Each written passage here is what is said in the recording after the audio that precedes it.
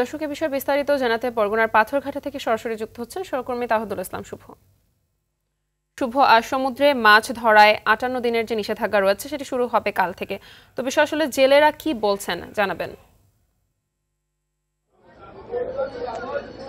আমি এখন রয়েছি দেশের দ্বিতীয় বৃহত্তম মৎস্য অবতরণ কেন্দ্র। জানেন যে এখানে গভীর সমুদ্র থেকে জেলেরা মাছ শিকার করে কিন্তু এই ঘাটে বিক্রির উদ্দেশ্যে আসে এবং প্রতি বছর কিন্তু ৬৫ দিন নিষেধাজ্ঞা দেওয়া হয়। সেই ৬৫ দিন নিষেধাজ্ঞা কিন্তু এখন ৫৮ দিন করা হয়েছে এবং সেই নিষেধাজ্ঞাটিতে কিন্তু জেলেরা নিষেধাজ্ঞা মানবেন। জেলেদের সঙ্গে আমরা কথা বলেছি, কারণ এর আগে কিন্তু বাংলাদেশের নিষেধাজ্ঞা হলো ভারতের জেলেরা বাংলাদেশের জলসীমায় মাছ শিকার করে নিয়ে যেত।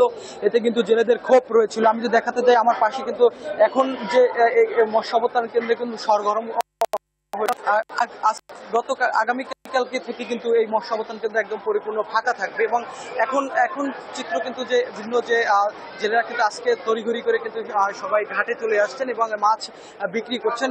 এরপর কিন্তু যে সামনের ৫৮ দিন কিন্তু এই ঘাট একদম পরিপূর্ণ ফাঁকা থাকবে এবং এতে কিন্তু যে এখানকার কয়েক হাজার জেলে কিন্তু কর্মহীন হয়ে পড়বে এবং জেলেদের কিন্তু সরকারিভাবে যে ৮৮ কেজি করে চাল দেওয়া হয়, চালও কিন্তু এখন পর্যন্ত জেলেরা পায়নি। কিন্তু পেলে কিন্তু তারা যে জানিয়েছেন যে চাল পেলে হয়তো তাদের যে আর্থিকভাবে কিছুটা হলেও সাপোর্ট হবে। কিন্তু অনেক জেলেদেরই অভিযোগ রয়েছে যে সরকারি যে নিষেধাজ্ঞা তারা মানলেও কিন্তু যে সরকারের যে তাদের জন্য যে বরাদ্দিত যে চাল সেটি দিতে কিন্তু দেরি করছেন এবং তাদের দাবি যে চালটি দ্রুত দিলে হয়তো তাদের পরিবার বা পরিজনের কিছুটা স্বস্তি ফিরবে এবং এই মৎস্য ঘাটটি কিন্তু যে এখানকার যারা শ্রমিক রয়েছেন তারাও কিন্তু একদম হয়ে পড়বেন। এতে কিন্তু যে আসলে সব মিলিয়ে কিন্তু এই বন্দরে কিন্তু যে মাছের সরবরাহ আজকে যেভাবে এসেছে এবং সামনে কিন্তু যে থাকবেন, এতে কিন্তু যে একদম